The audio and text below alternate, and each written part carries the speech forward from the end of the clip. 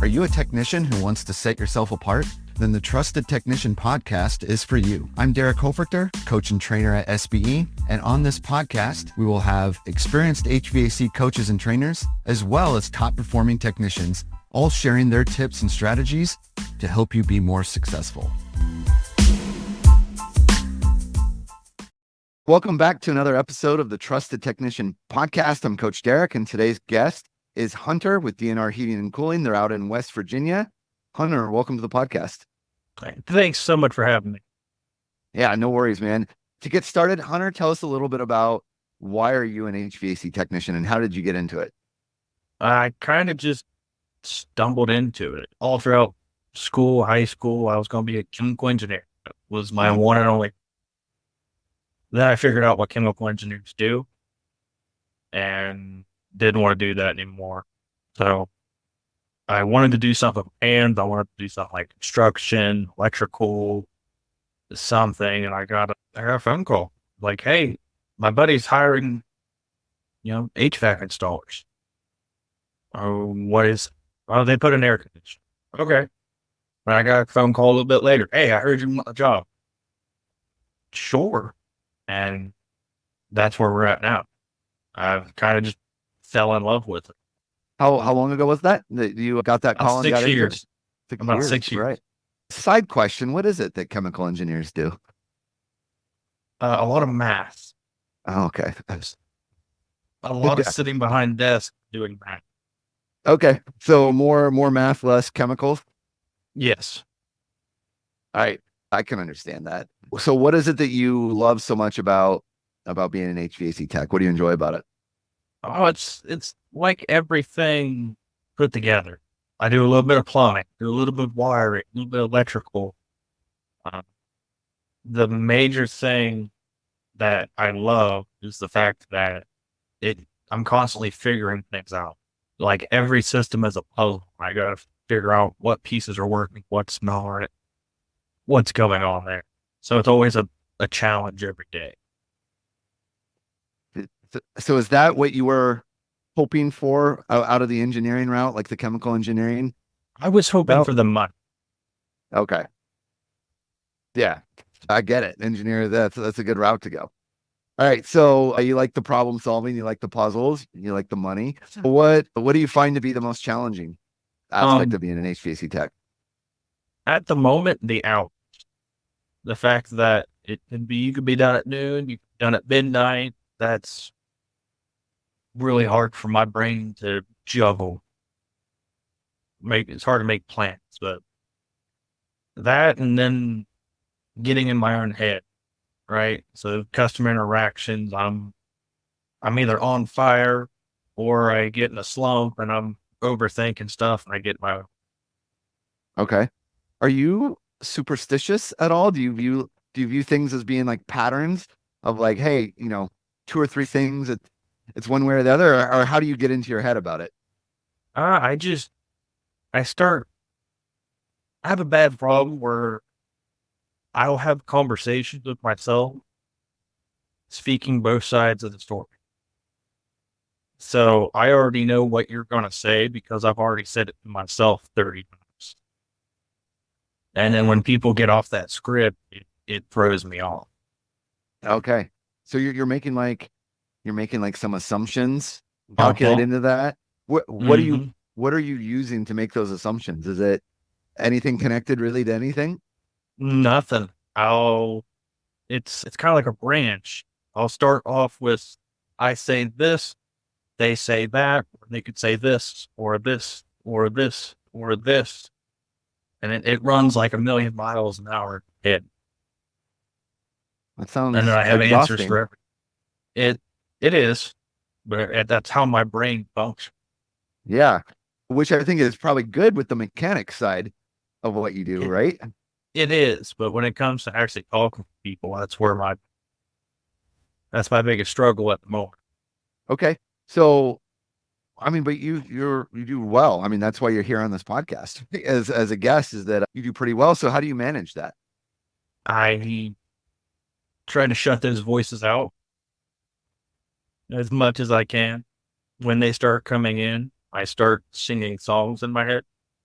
Okay. It sounds weird, but that distracts me to the point where I don't overthink. You know, this is a little random thing. I collect random useless trivia, but and you mentioned math earlier and made me think of this, but sometimes how you get a song stuck in your head. So I've heard the way to the antidote to that is to do math in your head because it's like a different region of your brain. Mm-hmm. And so you'll switch out of that region that's obsessed with this song playing over and you'll switch it to a different region. So you're kind of doing the opposite there, where you're going to a song to go into that region. Yeah, it works. I don't know why it works, but that's just been my go-to. Yeah, that's good. So how process oriented are you in your approach to a call? Like, so because what it sounds like is when things don't follow kind of like a predictable branch or path that you've kind of mapped out in your mind, that's what you're struggling with is like the adaptability to that of like, hey, wait, you're not supposed to say that. You were supposed to say this. But how, I don't know if it's you're chasing predictability in there or how important is like following a process and consistency to you? It's paramount. If I don't have consistency, if that process isn't followed, it all goes crumbling away. That's where the whole SPE stuff really helped me improve because it set in stone. I do this, and then I do this, and then I do this. And it gave me some more tools to be able to branch out. So when the customers do break the script, I can get them back on track. Okay. So you've got like a baseline or a mean that you can try to versus just being lost. Yeah. Yeah. Now, what happens between them going off track and getting back on? That's where things get a little hairy.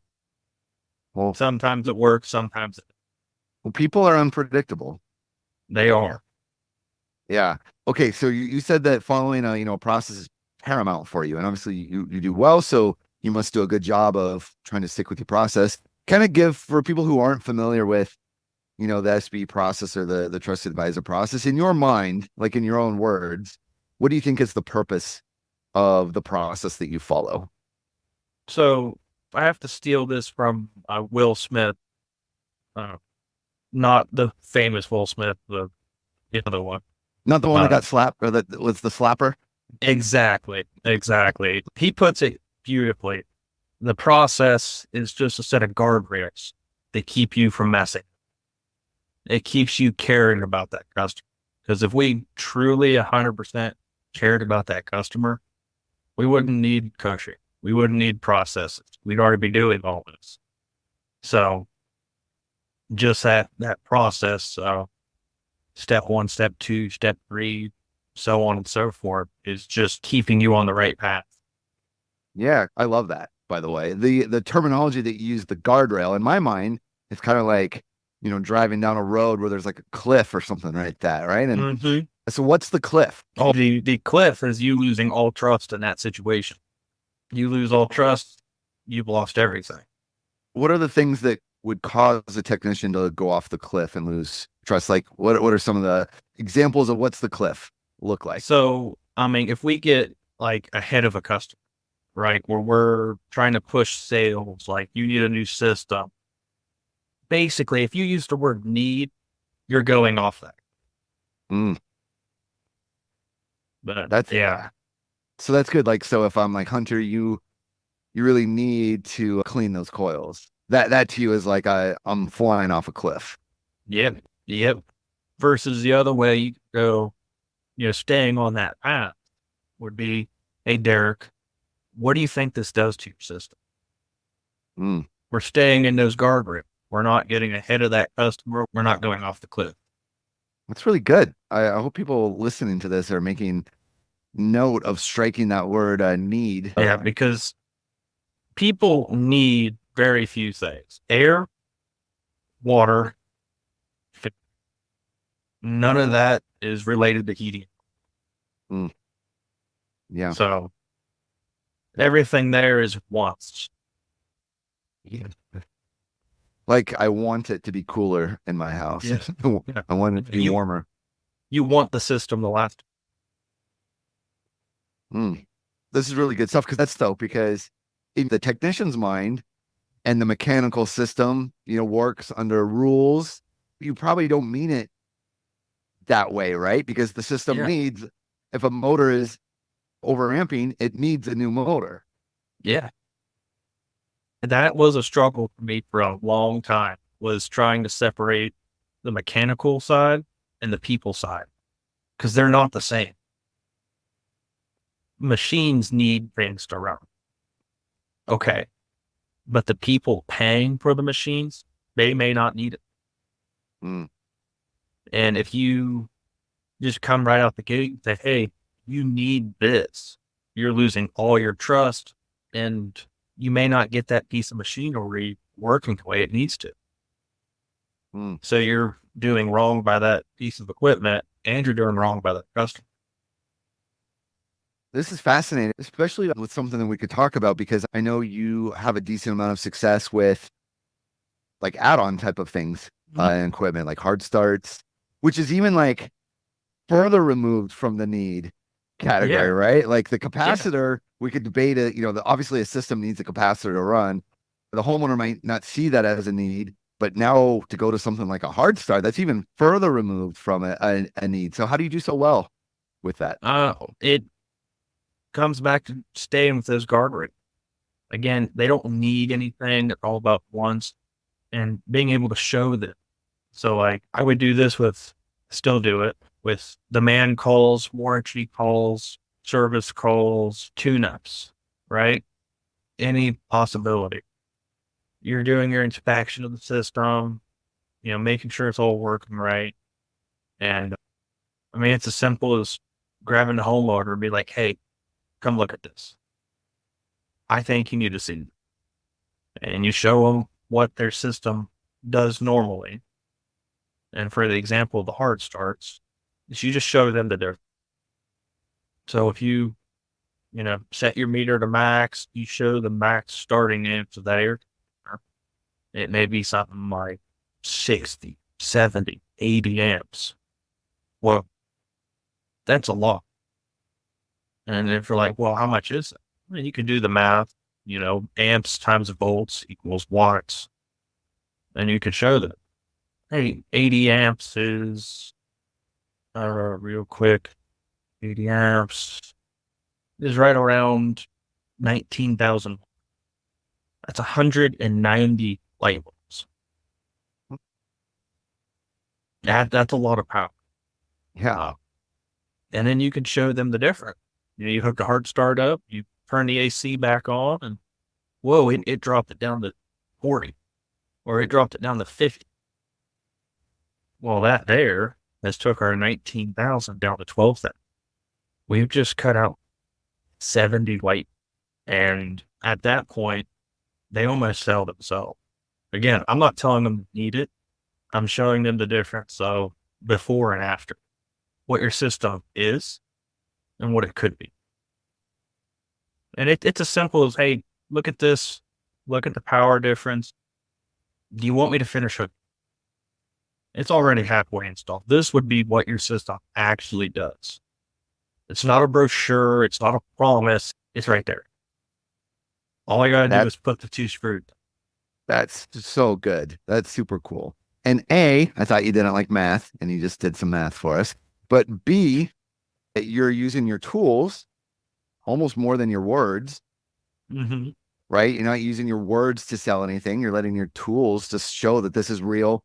You don't have to believe my words. You can, homeowner, you can see it right here. And then you're just asking a few really good questions. That's basically what you're doing, right? Yeah. We don't I don't normally go into the math side, showing them light bulbs, watts, and all that. That's just a response of, well, is that a lot of power? Well, let's just do the math. Type it in, we get the voltage. Wow. That's a lot of power. That's 190 light. I don't think I have that much in my house. And then you go from there. It's the same thing with surge protect. A huge, easy upgrade. That's all just question.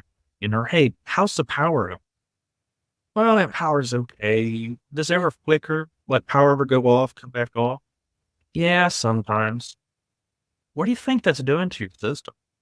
I never thought about it. Well, I mean, you think it's good for it? Well, probably not. Definitely not. Especially since you don't have any surge protection to protect that. It's simple. Instead of telling people they need it, you can almost tell them they need it by asking 3 or 4 questions. Well, yeah, what the difference is you're letting them realize they need it, right? Like it's not you saying, yeah, because human nature. If you tell me you need to do this, I'm gonna be like, Hunter, you're not the boss of me. It's like for Yeah. one, right? But if I come to that idea myself, yeah, that's super powerful.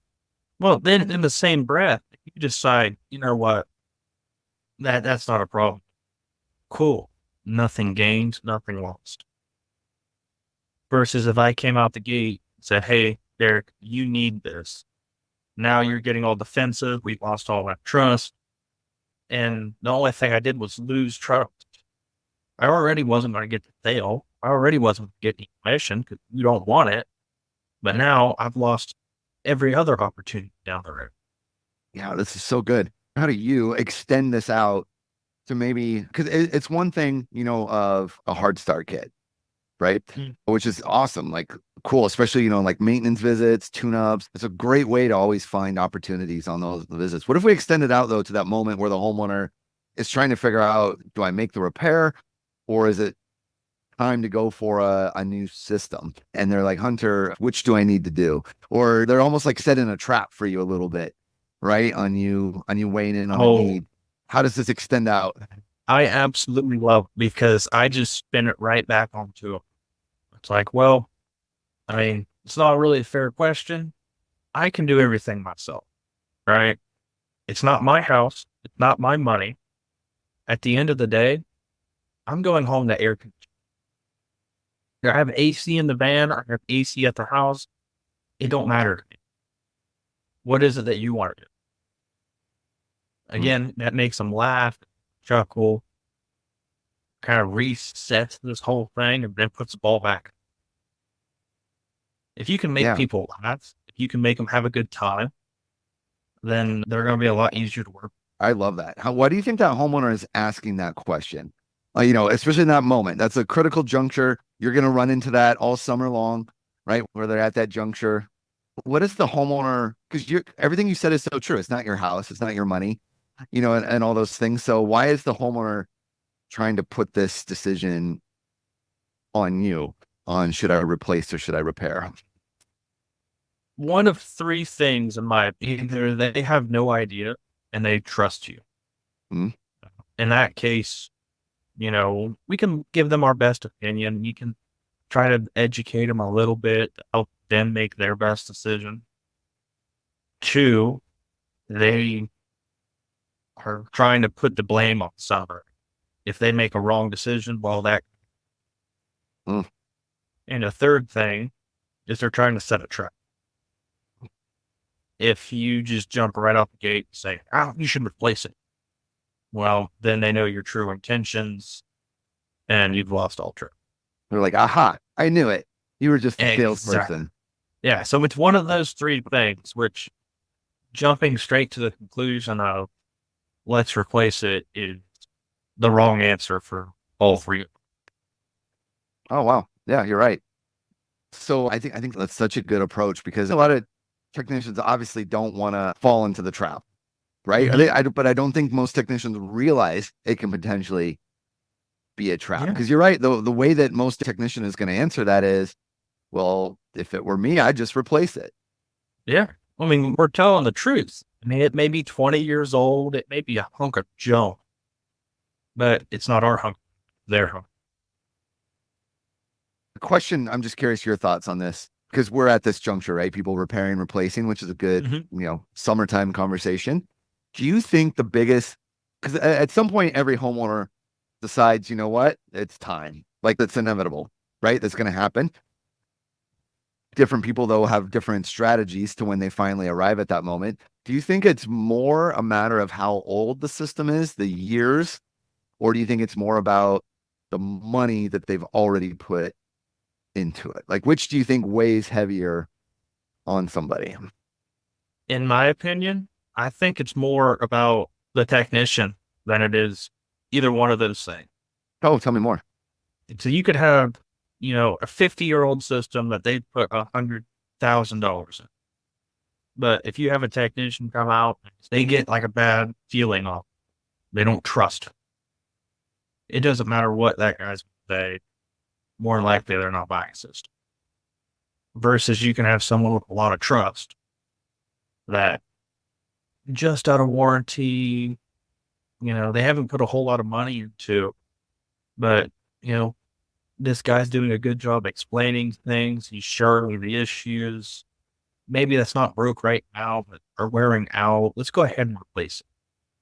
So I think it falls more on the technician and the level of trust between the customer and the tech, more than the money and the age. So the right tech at the right time is a big indicator or predictor of a route that a homeowner might go. Yeah. In my opinion, take it for what it's worth, which ain't much. The right tech at the right time, doing the right thing. Yeah, it's so good. So Hunter, thank you so much for your time. We got to start wrapping this up. This has been an awesome conversation. Is there anything else that you want to pass along, to anyone that's potentially listening to this, and maybe they struggle also with the things that you were doing of just they're in their head. They've got all these outcomes and they think it over and it's exhausting, the mental side of it. Anything else you want to share? Really just keep at it. I've been with, the whole SVE process since 2019, and I didn't see traction until last year, the end of the year prior to that. So if things aren't working, don't give up on it. Just keep pushing forward. This process will work, or any process. If you're not following those guardrails, you're going to fly off the cliff. You're not going to make your money. Fly off the cliff, crash and burn. Mm-hmm. Yeah. All right. It's gonna hurt. Yeah, and not just you, right? The collateral damage and all that. Yeah, that's good. All right, Hunter, thanks so much. And